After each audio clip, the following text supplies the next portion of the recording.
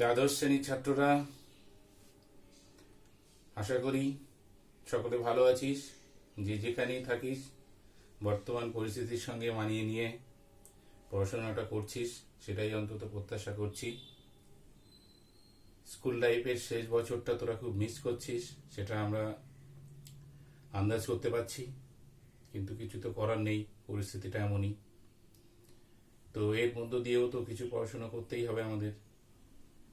তো আজ আমি তোদের ইনভার্স সার্কুলার ফাংশনটা শুরু করব। তো চল শুরু করা যাক। যদি আমরা দেখি, এটা হচ্ছে ত্রিকোণমিতিক বিপরীত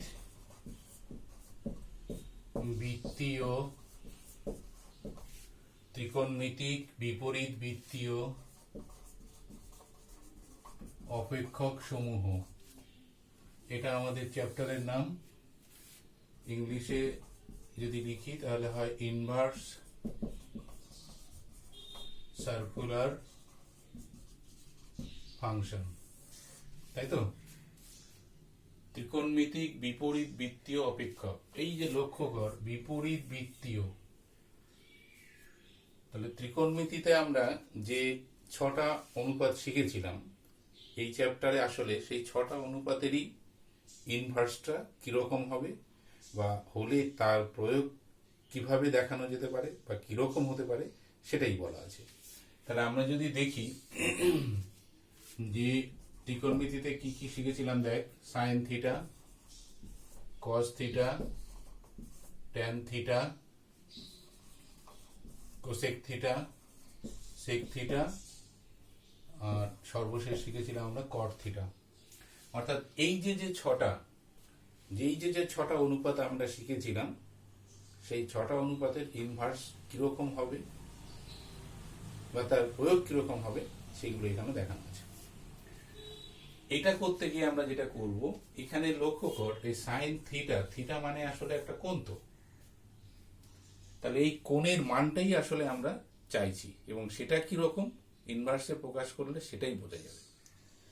এক্ষেত্রে যদি আমরা লিখি, ভাবি ধর এরকম, যে মনে করি আমরা এরূপ একটি কোনো কোণ নির্ণয় করব যার সাইনের মান এক্স এর সঙ্গে সমান হবে, কিরকম? ধর,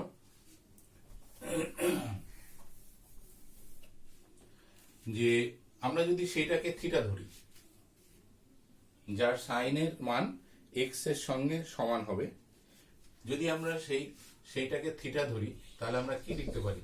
সাইন থিটা সমান এক্স। দেখ ভালো করে, আমরা সাইন থিটা সমান এক্স লিখতে পারি। তার মানে কি, এই থিটা হচ্ছে এমন একটা কোণ যার সঙ্গে সাইন যদি আমরা নিয়ে আসি, তাহলে তার মানটা দাঁড়াচ্ছে এক্স। তাহলে এক্ষেত্রে কি দাঁড়াচ্ছে, যে থিটাকে যদি উল্টো করে ভাবি এবার আমরা, অর্থাৎ থিটার পজিশন যদি এইদিকে আমরা ভাবতে চাই, অর্থাৎ এখান থেকে যদি আমরা থিটার মান বের করি, তাহলে সাইনটা এদিকে চলে যাবে, কারণ সাইন তো একটা অনুপাত, সে তো যে কোনো সময় যে কোনো দিকে যেতে পারে। তাহলে সেক্ষেত্রে দাঁড়াবে সাইন ইনভার্স এক্স। এই জায়গাটা লক্ষ্য কর, অর্থাৎ সাইন থিটার একটা নির্দিষ্ট মান ছিল এক্স।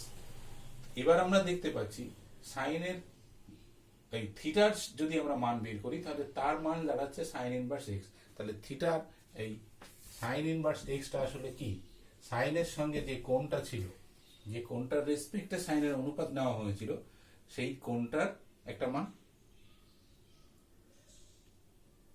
এটাকে বলা হয়, এটাকে যদি লেখা হয়, তাহলে লেখা হয় সাইন ইনভার্স এক্স। কিভাবে পড়া হয় না, theta equals to sine inverse x. তাহলে এটা যদি এইভাবে আমরা দেখি, তাহলে দেখা যাচ্ছে যে সাইন ইনভার্স এক্স একটি কোণ, যেখানে এক্স অর্থাৎ সাইন থিটার একটি বিশুদ্ধ মান আছে, যেখানে সাইন থিটার একটা বিশুদ্ধ মান। কোনটা? এই যে শুরুতে যেটা ধরেছিলাম, সাইন থিটা সমান এক্স। আমরা যদি এই এক্স এর মান হাফ ধরি, তাহলে আমরা কি লিখতে পাচ্ছি? দেখ, সাইন থিটা সমান হাফ, তাহলে সাইন থিটা হাফের মান কত 30 ডিগ্রি, তার মানে থিটা ইকুয়াল টু কত 30 ডিগ্রি, তার মানে এখানে থিটাও একটা বিশুদ্ধ মান দাঁড়াচ্ছে। তাহলে এখান থেকে আমরা পরিষ্কার বলতে পারি যে sine theta equals to x বা theta equals to sine inverse x, হ্যাঁ, এরা আসলে অভিন্ন, অর্থাৎ এরা আসলে একই। অর্থাৎ আমরা এইটা লিখি বা এটা লিখি, এদের মধ্যে আসলে কোনো পার্থক্য নেই। কেন নেই না, এরা আসলে একটা বিশুদ্ধ মান দিচ্ছে।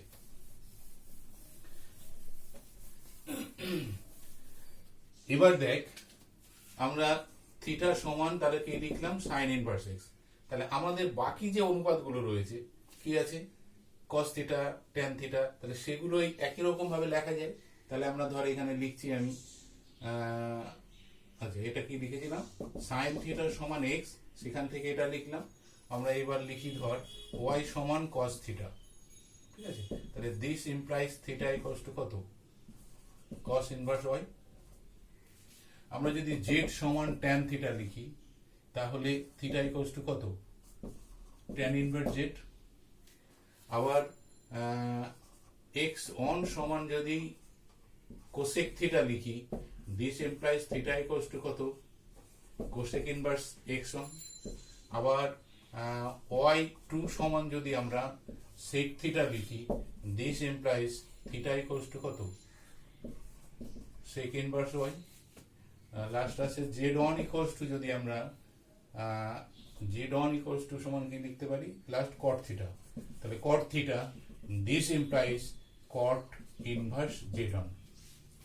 লক্ষ্য কর, এখান থেকে পরিষ্কার দেখা যাচ্ছে এটা এটা এটা এটা এটা এটা এরা প্রত্যেকে ইনভার্সের ফর্মে আসছে। অর্থাৎ ত্রিকোণমিতিক যে 6টা অনুপাত আমরা জানি, সেই 6টা অনুপাতের ইনভার্স ফর্ম আমরা লিখতে পারি এইভাবে। এবার বলছে যে এর সঙ্গে আরো অনেকগুলো রিলেশন আছে, যে রিলেশনগুলো তোদের মনে রাখতে হবে। জাস্ট আমি লিখে দিচ্ছি, এগুলো জাস্ট একবার দেখলেই মনে করবি। Sine of sine inverse theta equals to x, just একটা রিলেশন, এটা এটা হলে এটা সমান থিটা মান হয়। 6টাই আছে এটার, অর্থাৎ এই 6টা অনুপাতেরই এই সেম রেজাল্ট আছে। কস ইনভার্স থিটা সমান theta, tan of tan inverse theta equals to theta, cosec of cosec inverse theta equals to theta, হ্যাঁ থিটা।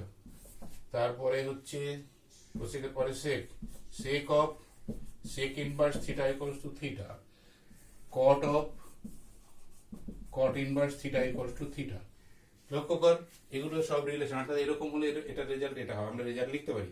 এর অর্থাৎ এর রিভার্সটা, অর্থাৎ এই সাইন সাইন যদি এখানে যায় আর সাইন ইনভার্স যদি এখানে আসে, অর্থাৎ সাইন এবং সাইন ইনভার্স যদি নিজেদের মধ্যে স্থান বিনিময় করে, সেক্ষেত্রেও দেখা গেছে যে এদের রেজাল্ট সেম আসে। অর্থাৎ তাহলে এখান থেকে আমরা আরো লিখতে পারি,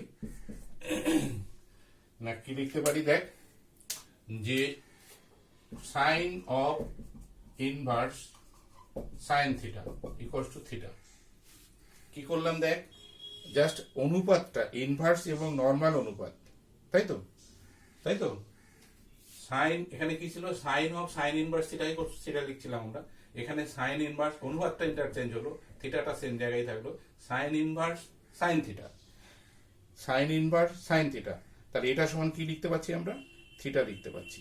তাহলে একই রকম ভাবে আমরা কস থিটাটাকেও লিখতে পাচ্ছি। আচ্ছা এখানে কোসেকটা লিখে দিই, cosec inverse cosec theta equals to theta.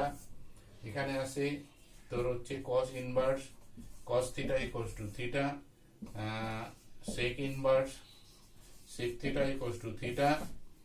Last রয়েছে কি tan inverse tan theta sorry tan inverse tan theta equals to theta, cot inverse cot theta equals to theta. এগুলো কিন্তু জাস্ট রিলেশন, এগুলো জাস্ট একবার করে একটু দেখে নিবি এবং মনে রাখতে হবে, কিন্তু এগুলো ছাড়া কিন্তু অঙ্ক করা যাবে না। এছাড়াও আমাদের কাছে আরো বেশ কিছু সূত্র রয়েছে, যে সূত্রগুলো না জানলে অঙ্ক করা যাবে না। তো সেইগুলো জানতে হবে এবং সেই সূত্রগুলোর প্রমাণও কিন্তু পরীক্ষায় আসে।